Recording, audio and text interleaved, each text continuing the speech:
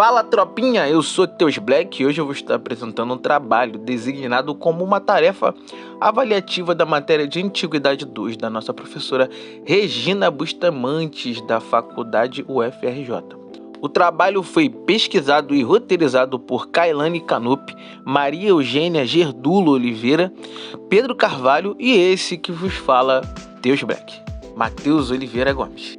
O nosso trabalho vai ser sobre o Império Cuxitas. Se você ficou curioso para saber quem era esse povo que chegou a ter uma dinastia faraônica chamada como Faraós Negros, então fique com a gente até depois da vinheta.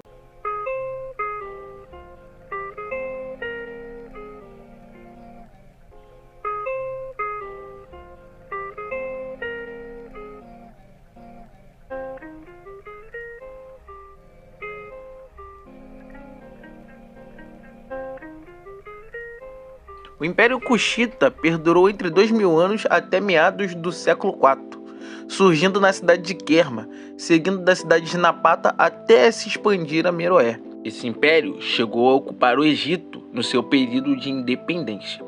Ele se encontra entre as regiões sudestes do continente africano, nos planaltos da Núbia, até o sul da cidade de Suadã, atual Sudão.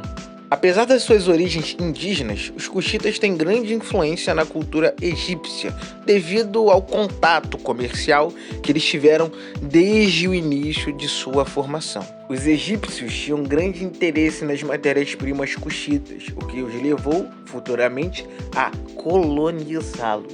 No entanto, no fim da sexta dinastia egípcia, os núbios se viram forçados a fugir das regiões próximas ao Nilo por conta do tempo, do clima ficar mais árido. Inicialmente na sua expansão, os cuxitas se localizavam na cidade de Kerma e tinham um certo controle sobre o Alto e Baixo Núbia, mantendo alianças com os povos Ixos. Porém, a partir de 1500 antes da Era Comum, o Império Cuxita perde o controle das regiões após uma gama de conflitos entre os reis tebanos e os Hyksos. Esse conflito vai levar os faraós a expulsarem os Hyksos e a tomarem o Império Cuxita. Mas apesar do conflito e o local ficar sob influência dos egípcios, ainda assim vai seguir sob o comando de autoridades locais. Perante isso, os cuxitas vão ver a necessidade de alterar o seu lugar, a sua base, para a cidade de Napata. Calma, jovem, não é Napata do seu cachorro de estimação, e sim a próxima capital do Império Cuxita. No entanto, ainda assim, Napata e Kerma vão manter certas relações. É durante a 20ª dinastia egípcia que a gente vai ver que Cuxi vai enxergar a deteriorização do Egito, vendo também a possibilidade de uma rebelião e de uma expansão. Eles conseguiram de alguma forma, com um contingente militar, tomar o poder do vice-rei da Núbia. Mas ao longo do século VI antes da Era Comum, houve uma expansão do Império Cuxita no território egípcio, nas invasões da cidade de Napata, obrigando o Império Cuxita a migrar para Meroé, tornando a sede capital do Império. Se vocês forem procurar um mapa, vocês vão ver que na verdade parece uma retração, mas o local era necessário, porque os solos eram férteis, o que poderia ser bom para os comércios, e a distância com o Império Egípcio também era favorável. Agora, é importante eu relatar que hierógrafos meroíticos não foram decifrados até hoje. Logo, várias informações vão ficar faltando para a gente de como as coisas aconteceram e se desenrolaram. Com essas revoltas, é importante a gente observar que, mesmo parecendo estar em paz e sendo colocado sobre os costumes, a cultura egípcia, os meroíticos, os povos meroíticos, eles não se contentaram e em vários momentos de fragilidade egípcia, eles começaram a fazer revoltas. E uma dessas revoltas vai levar eles a um momento de ascensão maior, que é a conhecida como 25ª dinastia egípcia, também chamada de os faraós negros. O curioso, antes da gente falar dessa subida O curioso, antes da gente falar dessa subida de Kush ao Egito, é perceber como essa colonização, que muitos historiadores vão chamar de egipcialização, foi dada, né? Um dos principais motivos do Egito, além do medo dessas revoltas que estavam acontecendo tanto no norte quanto no sul, era o nome pelo que é dado o reino da Núbia, né? Se você for procurar o significado do reino da Núbia, você vai encontrar coisas como terra do ouro. Mas além da terra do ouro, eles também procuravam marfim, ébano e até mesmo os seus guerreiros, que eram conhecidos por conta das suas técnicas de arco, de arquearia. Essa colonização egípcia foi dada por vários fatores. Eles levaram cidadãos civis, soldados, sacerdotes, escribas, infiltraram sua cultura e seus modos, também levando vários príncipes e filhos de pessoas importantes na Núbia para serem educados no Egito, a fim de que eles fossem tomar os postos de seus pais. Essa troca cultural forçada vai fazer a gente entender como o reino núbio, quando ascende, vai aderir todos esses costumes dos egípcios, mas também vai colocar as suas características. O primeiro relato que a gente vai ter da dinastia dos faraós negros vai começar com uma das estelas da vitória de Piê, que tem alguma das formas de pronunciar o nome dele.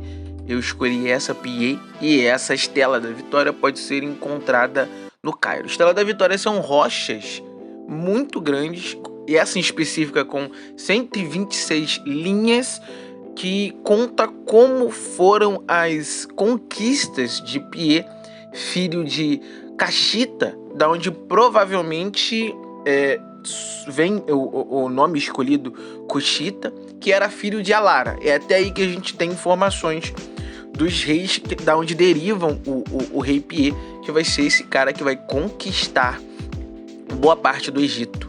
Essa estela, inclusive, vai falar como, em suas conquistas, ele foi um rei piedoso, mas também adquirindo muitos recursos com os espólios de guerra. Já a segunda estela da vitória vai estabelecê-lo como faraó do Egito e também vai colocar como principal divindade do império deles a divindade chamada Amon. Após as suas conquistas, Piê ficou de Meroé governando o Egito até a sua morte. Ele governou de aproximadamente 750 a.C. a 712. E é após a sua morte que vai ser um consenso entre os historiadores estabelecida a 25ª dinastia com o seu sucessor, o seu irmão Shabaka, que vai determinar Kush soberana desde o Delta Nilo até Khartoum, ou Baixa Núbia, ou seria desde o início do Egito até o final da Núbia. Durante todo o seu governo, ele parece ter mantido uma relação diplomática tranquila com a Síria, mas ele também é o cara que vai começar as construções monumentares do reino de Kush, que vão ser continuadas por seus sobrinhos. O rei Shabaka governou de aproximadamente da morte do seu irmão em 712 até 698 a.C. Após isso, ele foi sucedido por Taharka. Esse espalhou seu nome dando continuidade a essa expansão monumental, que vai ter como características muitos dos traços negroides que a gente vai ver das esculturas egípcias do período. Esses monumentos e artefatos foram importantes para a gente enxergar essa negritude no Egito, que há anos foram apagadas ou omitidas e até mesmo descredibilizadas pela Europa branca. Um dos relatos importantes sobre ele é que ele é mencionado na Bíblia no livro de 2 Reis, nas guerras contra os reis sírios. No entanto, foi sobre o governo de Tutankhamon, filho de Shabataka, que a 25ª dinastia teve sua queda. Após a derrota para os sírios, a dinastia volta para o sul. mantendo sua influência sobre Meroé. Mais tarde teremos relatos de contingentes militares dos cuxitas sobre o exército de Dário e Xerxes da Pérsia. Após isso, outros relatos que teríamos seria sobre os contatos de Roma e Meroé, onde uma das rainhas Candace, a Marirena ou a Marachaqueto, conduziu negociações com Roma por volta de 21 antes da era cristã. A um dos povos vizinhos, os Nubas, é atribuída a queda do Império Meroítico, mas é Azana, imperador axumita, que domina aquele local, e é a partir daí que as escritas meroíticas cessam. Agora, vocês devem ter percebido que eu falei da linha de sucessão, sendo que o primeiro foi Piê, o segundo foi seu irmão Shabaca, depois veio o filho de Piê e assim sucessivamente. Então, como é que se dava essa sucessão do reinado cuxita desde quando eles estavam em Meroé como reinado até ascenderem ao Egito? No alto dessa organização, nós temos os reis absolutos de quem emanam as leis e guiam o povo tanto no momento de paz quanto de guerra. Através de fontes arqueológicas relacionadas aos reis Cuxi, percebe-se ao longo de diferentes reinados diferentes ações, como deliberações de campanhas militares, conquistas e submissão de territórios, contribuição de monumentos e de espaços religiosos, como santuários, templos e capelas, entre outros. O candidato ao cargo de rei precisava ser da linhagem real, porque esse cargo era hereditário. Com isso, ele passaria por uma eleição constituída por um grupo de altos funcionários civis, chefes militares ou chefes dos clãs, nos quais, posteriormente, buscavam a confirmação do oráculo, que incorporava o símbolo religioso do deus Amon.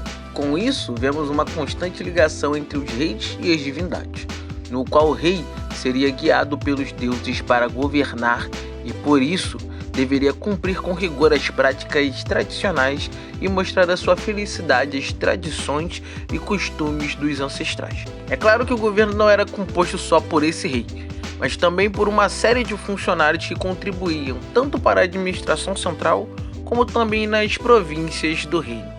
Meroé era considerada a sede principal da realeza e o centro da administração. A cidade era composta politicamente por altos funcionários, como chefes de tesouro, guardiões do selo, chefes de arquivo, chefes de celeiro, escribas e escribas-mor. Enquanto isso, os chefes militares, além de exercerem um papel administrativo e eleitoral, eram incumbidos de proclamar a sucessão do novo rei e de efetuar as cerimônias tradicionais de coroação. Mas também eram responsáveis, juntos aos seus comandantes de guerra, em fazer campanhas pelas regiões da África. Entre elas, a campanha mais conhecida é, claro, feita por Piê, no Egito. Quanto à administração das províncias, pelo menos no Baixo Núbio, encontra-se palácios reais em várias localidades, sendo que cada uma delas constitui uma pequena unidade administrativa, sob a jurisdição do pacar, um tipo de funcionário que vai administrar as províncias núbias por um curto tempo. Além disso, também tínhamos os generais da água, pessoas responsáveis pela supervisão dos sistemas de comunicações núbias, procurando assegurar o fluxo comercial, controlar as fronteiras e deter os perigosos movimentos de possíveis inimigos ao leste e oeste do Nilo. Também vamos contar com a presença das mulheres tanto na política quanto na religião meroítica. Havia em cada santuário a consagração e a presença de princesas como sacerdotisas e musicistas de Amon, nas quais desempenhavam a função de tocadoras de sistro e realizavam serviços religiosos em favor do rei. Chamadas por divindades adoradoras, as quais ocupavam alta posição e exerciam um poder considerável sobre o clero dos templos, inclusive o de Amon em Napata, eram consagradas à virgindade, nas quais tinham o deus Amon como único esposo. Entre essas, incluía-se Aminedes, filha de Shaqueta, irmã de Piê.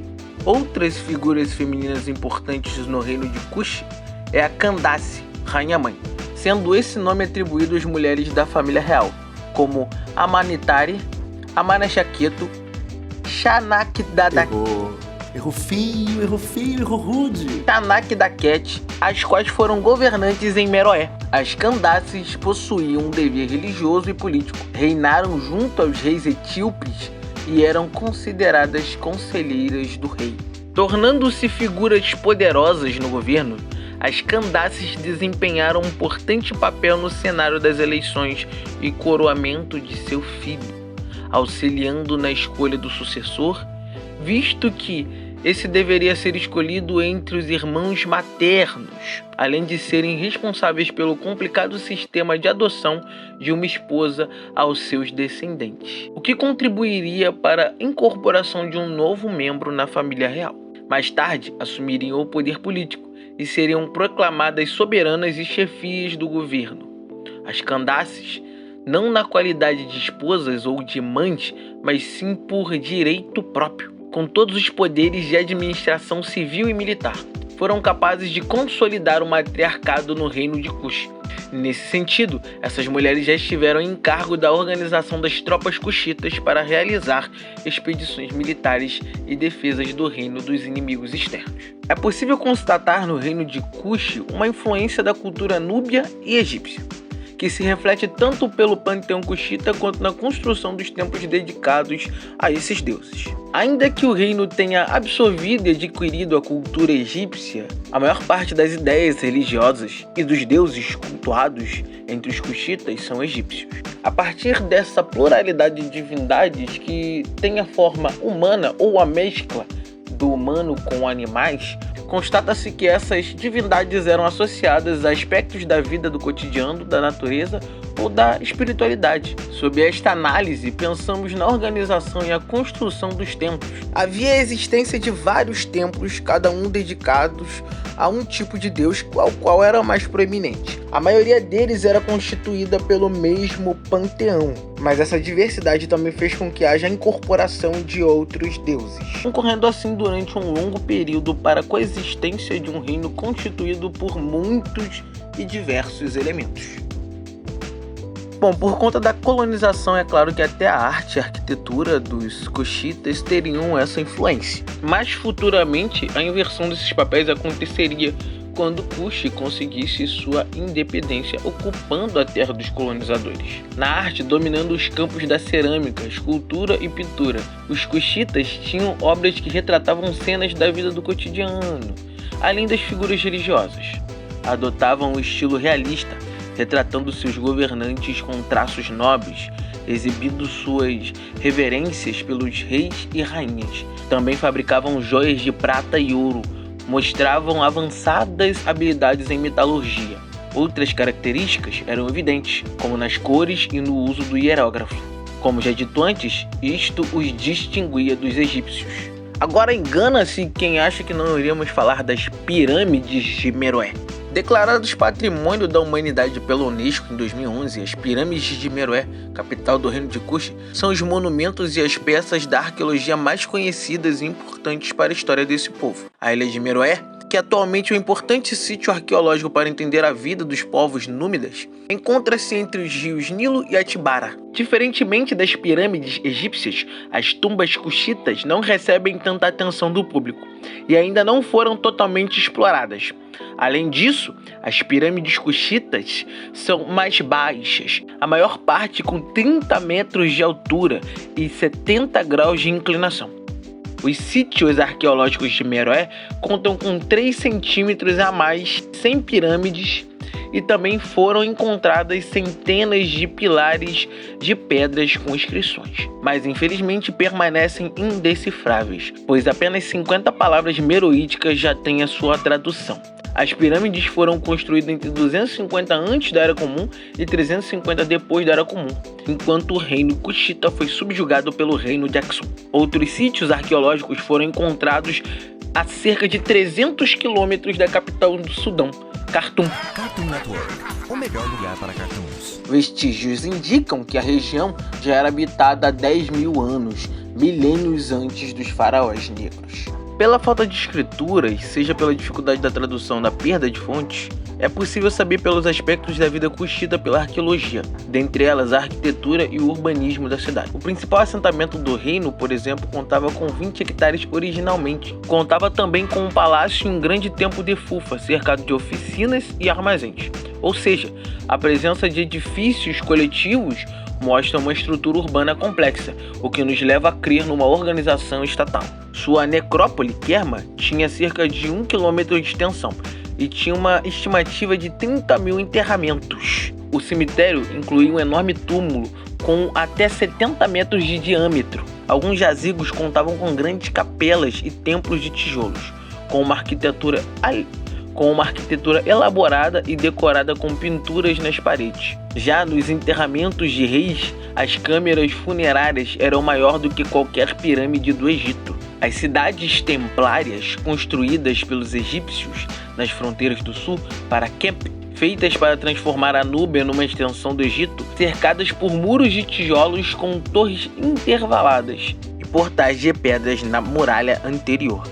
Já sobre a economia do povo cuxita, pela sua proximidade com o Nilo, as terras eram férteis, a agricultura muito importante para a economia e o sustento do povo. Os principais produtos incluíam cereais, legumes e papiro, responsável pelo alimento da cidade e comercialização dos excedentes. Os cuxitas dominaram práticas avançadas de irrigação, construíram canais e represas para o controle do Nilo, permitindo a irrigação de suas terras.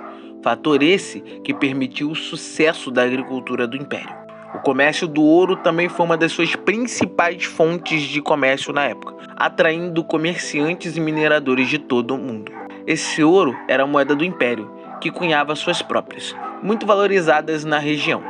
Com a indústria mineira de cobre chegando à exaustão, os egípcios passaram a desenvolver novos métodos de expansão do minério, encontrando assim novas reservas e ativando e ampliando-as. Mas afinal, para onde iria esse ouro?